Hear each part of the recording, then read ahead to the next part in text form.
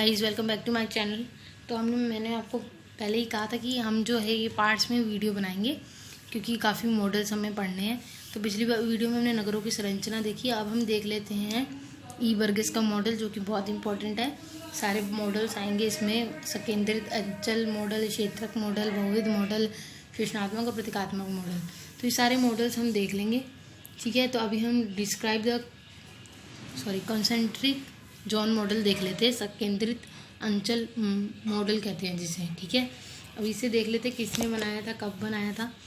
ज़्यादा बातें नहीं करते, वीडियो की तरफ चलते हैं। चैनल को सब्सक्राइब कीजिए, वीडियोस को लाइक और शेयर जरूर कीजिए, अपने दोस्तों तक पहुँचाइए ताकि सबका सिलेबस कवर हो सके। तो हम देख लेते हैं संकेंद्रित अंचल के मॉडल क्या है।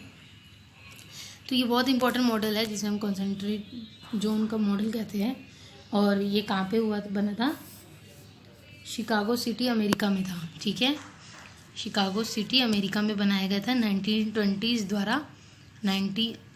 1920s में बनाया गया था। किसके द्वारा बनाया गया था? अर्नेस्ट बर्गेस के द्वारा। किसके द्वारा बनाया गया था? अर्नेस्ट बर्गेस के द्वारा बनाया गया था। ये मॉडल शिकागो सिटी अमेरिका में बनाया गया था, ठीक है। अब हम देख लेते हैं मॉडल क्या है और ये इतना इम्पोर्टेंट मॉडल है, तो पेपर में आया हुआ है। अर्नेस्ट बर्गेस ने नगर की संरचना और विकास की व्याख्या करने के लिए संकेंद्रित अंचल के नमूने संकेंद्रित जोन मॉडल का प्रतिपादन किया। संकेंद्रित अंचल के नमूने, संकेंद्रित zone model, concentric zone model, ये सब नाम एक ही मॉडल के हैं जो कि अर्नेस्ट बर्गेस ने बनाया था। इस मॉडल का मतलब यह है कि जैसे जैसे, अब मॉडल उन्होंने बता दिया, इस मॉडल का मतलब क्या हुआ? इस मॉडल का मतलब यह है कि जैसे जैसे नगर की वृद्धि होती है उसका विस्तार आमूलचूल रूप से इसके केंद्र से भिन्न संकेंद्रित केंद्रों और अंचल जोन की ओर होता है। तो उनका कहने का मतलब यह है कि जैसे ये मॉडल है, ये मैंने आपको बताया था, ये CVD है। CVD मतलब होता है केंद्रीय व्यापारिक जिला। मैं पूरी कोशिश करूँगी कि आपको मॉडल बहुत अच्छे से समझ आए। इसको इंग्लिश में कहते हैं सेंट्रल बिजनेस डिस्ट्रिक्ट, ठीक है। हिंदी में से केंद्रीय व्यापारिक जिला कहते हैं, जिसे बार बार यूज़ किया जाएगा CVD में, ठीक है। नाम शॉर्ट फॉर्म में यूज़ किया जाएगा। इसमें क्या कह रहे हैं कि जैसे जैसे ये CVD है, ये मार्केट का एरिया है, ठीक है। इसके इधर भी बना हुआ है, इधर भी बना हुआ है, इधर भी बना हुआ है, ठीक है। तो क्या कह रहे हैं कि जैसे जैसे नगर की वृद्धि होती है, जैसे जैसे पैसे आते रहते हैं, लोग जो होते हैं वो बाहर के केंद्रों की तरफ, मतलब कि सिर्फ कमाने आते हैं, यहाँ रहते कहाँ हैं, वो बाहर के केंद्रों की तरफ रहना शुरू कर देते हैं, ठीक है। तो उन्होंने बोला मानव पारिस्थितिकी के दो पहलू हैं, पहला भौतिक भूमि उपयोग पैटर्न और मानवीय संबंध अंतर्निहित। तो अब हम देख लेते हैं कि अर्नेस्ट बर्गेस का जो मॉडल था, उन्होंने बताया कि जैसे जैसे नगर की वृद्धि होती है, इंपॉर्टेंट है। इस मॉडल का मतलब क्या था कि जैसे जैसे नगर की वृद्धि होती है इसका विस्तार आमूलचूल रूप से उसके केंद्र से होकर संकेंद्रित केंद्र तक होता है। अब शिकागो का प्रयोग करते हुए बर्गेस ने यह धारणा प्रस्तुत की कि नगरों का प्रसार बाहर की होता है। उन्होंने बताया कि नगरों का प्रसार बाहर की ओर होता है। वहाँ के निवासी उनके आर्थिक, सामाजिक और राजनीतिक संगठनों के साथ उनकी अंत्यक्रिया का मूल प्रयास भी बाहर की ओर होता है। इस मॉडल का आक्रमण और अनुक्रम की प्रक्रिया पर आधारित है। मैंने आपको पिछली वीडियो में आक्रमण और अनुक्रम पूरा डिटेल में पढ़ाया था। अगर आपने वो वीडियो नहीं देखी आक्रमण अनुक्रम की, वो आपको देखनी पड़ेगी। उसका नाम मैं आपको बता देती हूँ, नगरीय समाजशास्त्र का सिद्धांत और परिप्रेक्ष्य। उस वीडियो का वैसे तो मैं पूरी प्लेलिस्ट का जो है लिंक जो है डिस्क्रिप्शन में और कमेंट बॉक्स में दे दूंगी, जहाँ पर आप पूरी नगर की देख सकते हैं कि नगरीय समाजशास्त्र क्या है, नगर क्या है, महानगर क्या है, सब कुछ मैंने सारी वीडियोस बना दी है। और क्योंकि ये सीरीज़ चल रही है नगरीय समाजशास्त्र की, तो उसमें हम सारी वीडियोस देख लेंगे।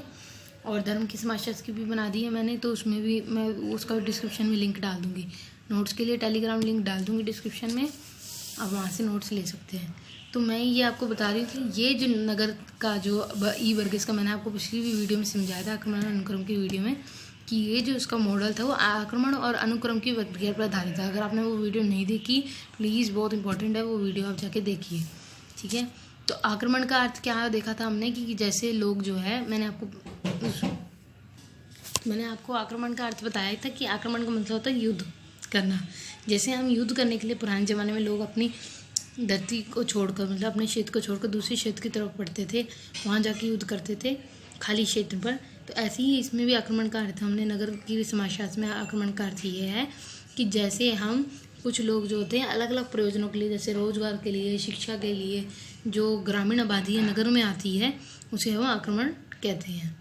कि नगर ये नज़र नहीं आएगा, यहाँ पे नगर लिखा है कि नगर केंद्र की ओर ग्रामीण आबादी का प्रवाह आक्रमण कहलाता है। अनुक्रम भी देख लिया, इसको डिटेल में हमने पिछली वीडियो में पढ़ा है। मैं बार बार आपको रिकमेंड करूँगी कि अगर आपने वो वीडियो नहीं देखी तो आपको यहाँ पे थोड़ी मुश्किल आएगी।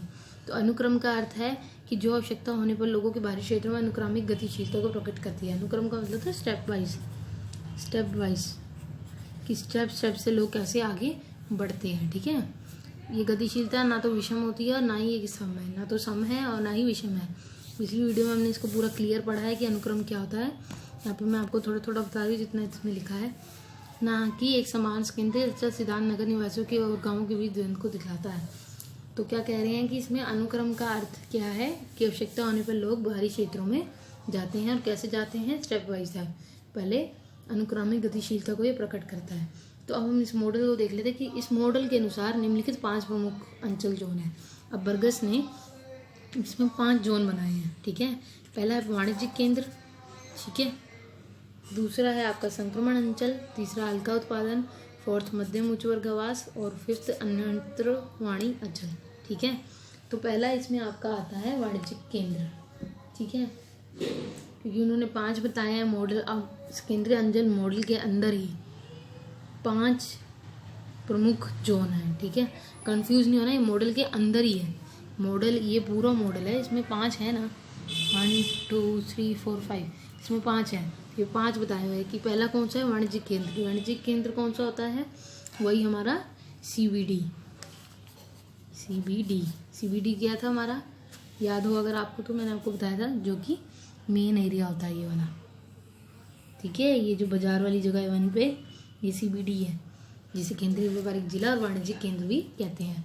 तो सर्वप्रथम सर्वाधिक भीतरी घेरा जो है अंचल जोन का नगर का केंद्र वाणिज्यिक केंद्र होता है। ये पहला घेरा आपका वाणिज्यिक केंद्र होता है और इसको उत्तरी अमेरिका और पश्चिमी देशों में केंद्रीय व्यापारिक जिला भी कहते हैं। ठीक है, तो उत्तरी अमेरिका और पश्चिमी देशों में केंद्रीय व्यापारिक जिला कहते हैं। मैं आपको एरो डाल के दिखा देती हूँ, मैं शायद आपको क्लियर हो जाए। जैसे कि ये CBD है जिसे हम केंद्रीय व्यापारिक जिला कहते हैं, पीछे पढ़ा हमने, और सेंट्रल बिजनेस डिस्ट्रिक्ट भी कहते हैं। ठीक है, तो इस जोन की विशेषता यह है कि वहाँ वाणिज्यिक, सामाजिक और नागरिक सुविधाओं की अत्यधिक संघनता है। तो यहाँ पे जोन में क्या विशेषता है, यहाँ पे बहुत सुविधाएं पाई जाती है। बाजार है, कॉम्प्लेक्स है, डिपार्टमेंटल स्टोर पाए जाते हैं, ऑफिस बिल्डिंग्स होती हैं, दुकानें पाई जाती हैं, बैंक होते हैं, क्लब होते हैं, होटल होते हैं। बिल्कुल मध्य में, नगर के बिल्कुल मध्य में पाया जाता है। इसी वजह से यहाँ पर लोगों को किसी भी क्षेत्र से आना आसान होता है, तो बिल्कुल मध्य में पाए जाने के कारण। तो यहाँ पे वाणिज्यिक कार्यकलापों का केंद्र होता है। नगर के केंद्र में स्थित होने के कारण यहाँ लोगों को आसानी से पहुँचना सरल होता है, जो कि मैंने आपको भी बताया कि आसानी से पहुँचना सरल हो जाता है। ठीक है, उसके बाद भूमि प्रयोग की अत्यधिक संगठना भूमि आगे चलकर किराए के उच्च मूल्य पर अंगत करती है। भूमि प्रयोग इतना होता है कि भूमि की ज़मीनें की जो मांग होती है ज़मीनों की, वो इतनी बड़ी हुई होती है, रेट बहुत ज़्यादा बढ़ा हुआ होता है। इसीलिए लोग यहाँ दूर के क्षेत्र में इसलिए रहते हैं क्योंकि यहाँ पे ज़मीनों की मांगें कम होती है, ज़मीन के रेट कम होते हैं, तो यहाँ रहना आसान होता है। ठीक है, तो यहाँ पे क्या है, हम पहले का पढ़ रहे हैं, तो पहले में क्या होता है, बहुत ज़्यादा ज़मीनों की मांगें होती हैं और रेट बहुत ज़्यादा पाए जाते हैं। ठीक है, हमेशा केंद्र से अधिक सस्ता, तो जो रिहायशी आबादी यहाँ पर बहुत ही कम होती है। लोग हमेशा केंद्र से दूर रहते हैं क्योंकि वहाँ पे सस्ता और प्रदूषण भी कम होता है।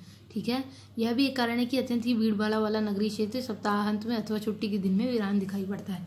छुट्टी के दिन में ज़्यादा वीरान दिखाई पड़ता है, लेकिन ऐसा है नहीं। आजकल लोग छुट्टी के दिन में ही, ऑफिस वाले दिन में, यहाँ पे ऑफिस होते हैं तो लोग आते हैं, वैसे लोग जो है शॉपिंग वॉपिंग के लिए छुट्टी वाले दिन भी जाते हैं। ठीक है, नगर की रूपात्मक संरचना में बिल्डिंग, सड़क और आधारभूत संरचना सम्मिलित है। तो बिल्डिंग और सड़क तो इसमें सम्मिलित है।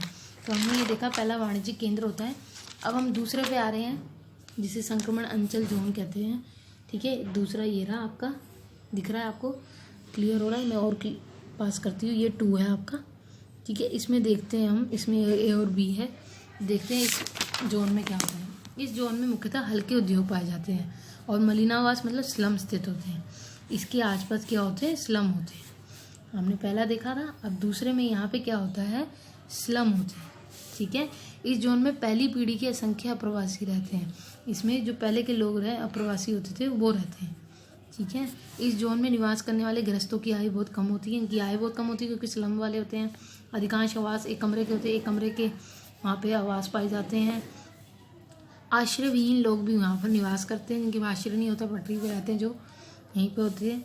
और ये अपराध, जुआ, यौन कुरीति और अन्य सामाजिक कुरीतियों का अड्डा होता है। यहाँ पे बहुत ज़्यादा अपराध भी होते हैं, मतलब अपराधी लोग यहाँ पे ज़्यादा पाए जाते हैं, मतलब अपराध यहाँ पे ज़्यादा पाए जाते हैं, जुआ वगैरह। ठीक है, भौतिक हास्य और सामाजिक असंगठन के परिणाम से उनमें वृद्धि होती है, घटिया आवास होते हैं, निधनता होती है, किशोर अपराध, परिवार के विघटन। यहाँ पे सारे अपराध पाए जाते हैं। यहाँ पे मतलब बुरी कृतियाँ पाई जाती हैं। तो बर्गेस ने शिकागो नगर का अध्ययन किया, जिसमें भीड़ भाड़ और अतिक्रमण के कारण आवासीय क्षेत्र में गिरावट आ जाती है। तो बर्गेस ने जब शिकागो नगर का अध्ययन किया, ये उन्होंने पूरा शिकागो नगर जो उनका शिकागो जो अमेरिका का नगर है उस पर अध्ययन किया था उन्होंने। ठीक है, तो उन्होंने ये देखा कि उसमें भीड़ भाड़ और अतिक्रमण के कारण आवासीय क्षेत्र में गिरावट आ जाती है। भीड़ भाड़ इतनी होती है, तो वहाँ पे CBD में जो पहला हमने पढ़ा CBD, उसमें भीड़ भाड़ इतनी ज़्यादा होती है कि वहाँ पे आवासीय क्षेत्र पाए नहीं जाते, वहाँ रिहायशी बसावटें बहुत कम होती है।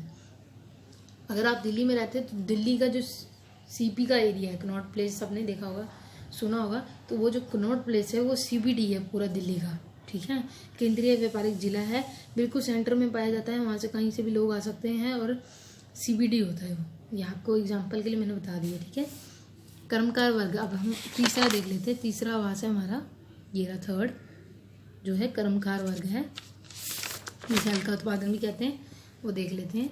ये आवासीय क्षेत्र होता है, आवास का क्षेत्र होता है। यहाँ पे आर्थिक कार्यकलाप के स्थानों के निकट स्थित होता है। जहाँ ये आर्थिक कार्यकलाप के पास कैसे, क्योंकि CBD के थोड़ा पास पाया जाता है। CBD के पास पाए जाने के कारण यहाँ पे CBD में और बाजार की तरफ आना आसान होता है, यहाँ पे कार्य आसानी से हो जाता है। प्राय बाहरी घेरों में हस्तांतरित होता है, यहाँ से लोग अगर जाते हैं तो बाहरी घेरों में जाते हैं। संक्रमण जोन के निकट होने के कारण इस पर जीवन यापन की गुणवत्ता की दृष्टि से उसका प्रभाव होता है। हाँ, संक्रमण जोन कौन सा था हमारा, CBD की सेकंड वाले जोन के निकट होने के कारण यहाँ पे जीवन यापन की गुणवत्ता की दृष्टि से प्रभावित होता है, क्योंकि वहाँ पे लोग मतलब अपराध बहुत होते हैं, तो उससे क्या होता है, लोग जो है इस जोन में कम रहना चाहते हैं, क्योंकि इसमें उसकी चीज़ों का प्रभाव पड़ता है। औद्योगिक प्रदूषण और झोपड़पट्टी की सांस्कृतिक दुष्प्रभावों को परिलक्षित करता है। वही जो मैंने आपको बताया कि प्रदूषण पाया जाता है अधिक, क्योंकि CBD के पास है। और दूसरा, वहाँ पे लोग भी ऐसे पाए जाते हैं, इनके आसपास स्लम होता है दूसरे जोन में, तो उसकी वजह से यहाँ पे दुष्प्रभाव भी पड़ता है। अब हम नेक्स्ट जोन देखते हैं। नेक्स्ट इसका है फोर्थ, जिसे हम मध्यम उच्च वर्ग आवास कहते हैं। यहाँ पे मध्यम वर्ग के लोग रहते हैं। कर्मकार वर्ग आवासों के बाद के बाहरी घेरों में मध्य और उच्च वर्गीय आवास होते हैं। नागरिक समाज की सभी आधुनिक सुविधाओं से संपन्न आवासीय क्षेत्र पाए जाते हैं। गृह प्रदूषण रहित क्षेत्र होते हैं, यहाँ पे प्रदूषण नहीं होता। समुचित परिवहन सुविधा, संचार, पार्किंग सुविधा सब होती है। इस जोन की विशेषता है, यहाँ पे ये सारी विशेषताएं पाई जाती है। मध्यम और उच्च वर्ग के लोग यहाँ पर रहते हैं, मिडिल क्लास और हाई क्लास। ये नागरिक समाज की समस्त आधुनिक सुविधाओं से संपन्न आवासीय क्षेत्र होता है। यहाँ पे समस्त सुविधाएं पाई जाती है। इसका जन्म अमेरिका में हुआ, जिनका परिवार स्वतंत्र रूप से गृह या अपार्टमेंट में रहता है। तो ये अमेरिका में शिकागो स्कूल पे बेस्ड है पूरी थ्योरी। तो उन्होंने बोला है जिसका जन्म अमेरिका में हुआ है वहाँ ज़्यादातर वो वहाँ पे रहते हैं। ठीक है, या जिनका परिवार स्वतंत्र रूप से गृह अपार्टमेंट में रहता है। तो इस जोन की मुख्य विशेषताएं वर्ग विशेषता को प्रकट करती है। तो वर्ग बताती है कि यहाँ पे मध्यम वर्ग और उच्च वर्ग के लोग रहते हैं। अब हमारा आता है लास्ट मॉडल, जिसे कहते हैं लास्ट जोन, जो फिफ्थ जोन है, अनंतरवाणी अंचल, जिसे अनंतरवासी अंचल मंडल जोन कहते हैं। ठीक है, कम्यूटर जोन। ठीक है, तो इसमें क्या होता है, उच्चतर वर्ग आवास के लोग रहते हैं, जो कि बाहरी क्षेत्र में रहना चाहते हैं। वो बिल्कुल पास नहीं रहना चाहते, क्योंकि यहाँ पे प्रदूषण तो बहुत ही कम होता है, क्योंकि सबसे बाहरी घेरा ही है ना। पिक्चर के हिसाब से पता लग रहा है कि सबसे बाहरी घेरा तो यहाँ पे CBD से तो बहुत दूर है, तो इसकी वजह से प्रदूषण भी कम होता है। उच्चतर वर्गवास के लोग रहते हैं। ठीक है, हाई क्लास। ऐसा घेरा जो छोटे नगरों और कस्बों के चारों ओर होता है। ठीक है, इनको मिलाकर अंतर्वासी अंचल जोन का निर्माण होता है, छोटे नगरों और कस्बों के आसपास पाया जाता है। इन क्षेत्रों से लोग रोजगार हेतु प्रतिदिन के लिए वाणिज्यिक केंद्र में आवागमन करते हैं, किंतु अपने छोटे कस्बे गाँव में ही निवास करते हैं। तो यहाँ पे लोग रहते हैं, लेकिन क्या करते हैं, कार्य के लिए कहाँ जाते हैं, CBD में जाते हैं। CBD में जाते हैं। इनकी विशेषता निम्नकार है। अपेक्षित कम घनत्व वाला होता है, यहाँ पे कम घनत्व होता है, जनसंख्या कम पाई जाती है। उपनगरों और सैटेलाइट टाउन में अवस्थित होता है। बर्गिस ने बाद में लिखा है कि शिकागो के सारे जोन हो गए अब क्लियर। बर्गिस क्या कहते हैं, इसकी सीमाएं भी देखेंगे, इस मॉडल की सीमाएं भी होंगी, आलोचनाएं भी होंगी, उनमें कमियां भी होगी कुछ। बर्गिस ने बाद में लिखा है कि शिकागो के 22 केंद्रीय जोन में कस्बों और नगरों का कोई घेरा ना था, वरन व्यावसायिक जिले से पहिए के कांटों की भांति बाहर निकल रहे रेल सड़क मार्गों के किनारे किनारे बसावट का पैटर्न विद्यमान था। तो बर्गेस ने बाद में वो बताते हैं कि शिकागो के जो बाहर का जोन था उसमें कस्बों और नगरों का कोई घेरा नहीं था। वहाँ से क्या निकल रही थी, रोड निकल रही थी। ये नहीं कि कोई घेरा नहीं बना, जैसे पुराने टाइम में कोई गाँव होता था कि जैसे ये कोई क्षेत्र है, उसको कोई भी नाम दे दिया तो उसके आसपास बड़ी बड़ी दीवारें लगा देती थी और पूरे गांव अंदर ही बसता था। एक मेन गेट होता था, वहाँ से लोग बाहर जाते थे। तो यहाँ पे ऐसा कुछ नहीं था, ठीक है। तो बर्गेस ने नगर संरचना के पैटर्न का पहला उत्कृष्ट और समग्र विश्लेषण प्रस्तुत किया। 1920 के दशक में पूरी दुनिया में, विशेषकर यूनाइटेड स्टेट और यूरोपीय देशों में आबादी में भारी वृद्धि हुई। उन्होंने देखा कि 1920 के दशक में यूरोपीय देशों में आबादी बहुत बढ़ गई थी, ठीक है। तो अब सीमाएँ देख लेते हैं इसकी। ये इतना इम्पोर्टेंट नहीं है, ये सिर्फ समझने वाली बात है। सबसे ज़्यादा इम्पोर्टेंट मॉडल है और उसकी सीमाएं हैं, ठीक है। तो ये शिकागो नगर या अमेरिकन नगरों पर आधारित थी, ठीक है। सबसे पहली बात, ये एक ही नगर पे किया गया था, ठीक है। ये जरूरी नहीं कि ये शिकागो नगर पर आधारित है तो ये सारे नगरों पे एक जैसा बेस्ड हो, जरूरी तो नहीं है। इसमें क्या है कि शिकागो की सिटी जो थी, शिकागो सिटी अमेरिका में, उस पर ही ये बेस्ड था। इसका मतलब ये नहीं कि शिकागो की नगर की तरह ही सारे नगर पाए जाए, ठीक है। दूसरा था, विकासशील देशों में नगरों के संरचनात्मक पैटर्न और विकास की व्याख्या करने में सक्षम नहीं है। सभी विकासशील देशों के लिए उपयोगी नहीं है। सभी विकासशील देशों में नहीं पाया जाता, क्योंकि सभी विकासशील देश जो होते हैं सबका अलग अलग कार्य होता है, सबके अलग अलग नगरों की संरचना अलग होती है, तो सबकी नगरों की संरचना सेम नहीं होती। तो होमर होयट जो थे ने इस मॉडल का प्रतिवाद किया और तर्क दिया कि नगर का विकास सदा ही वृत्त का निर्माण नहीं करता। तो उनका कहना क्या मतलब था कि मॉडल हमेशा ही सर्कल में बने, ये कोई ज़रूरी नहीं है, ठीक है। तो अभी हम होमर होयट का भी आगे का ये क्षेत्रीय सेक्टर मॉडल देखेंगे, जो कि हम नेक्स्ट वीडियो में देखेंगे, क्योंकि मैंने आपको कहा था ये जो मॉडल्स की है वीडियोज़ लंबी हो जाएगी तो हम इसे पार्ट्स में देखेंगे। तो ये पार्ट 1 है जिसमें हमने ये बर्गेस का मॉडल देखा। तो उन्होंने बोला कि होमर होयट ने एक प्रतिवाद किया कि नगर का विकास जरूरी नहीं हमेशा सर्कल में ही हो, ठीक है। तो इन्होंने अपना अलग मॉडल दिया जिसे हम नेक्स्ट वीडियो में पढ़ेंगे। अभी के लिए वीडियोस को लाइक कीजिए, शेयर कीजिए, चैनल को सब्सक्राइब करना ना भूलें। नेक्स्ट वीडियो में ज़रूर मिलिए मुझसे, क्योंकि ये देखो हमें सारे मॉडल्स इसमें पढ़ने हैं। तो मिलते हैं नेक्स्ट वीडियोज़ में, डिस्क्रिप्शन में सारे लिंक होंगे, देख लीजिएगा। बाय।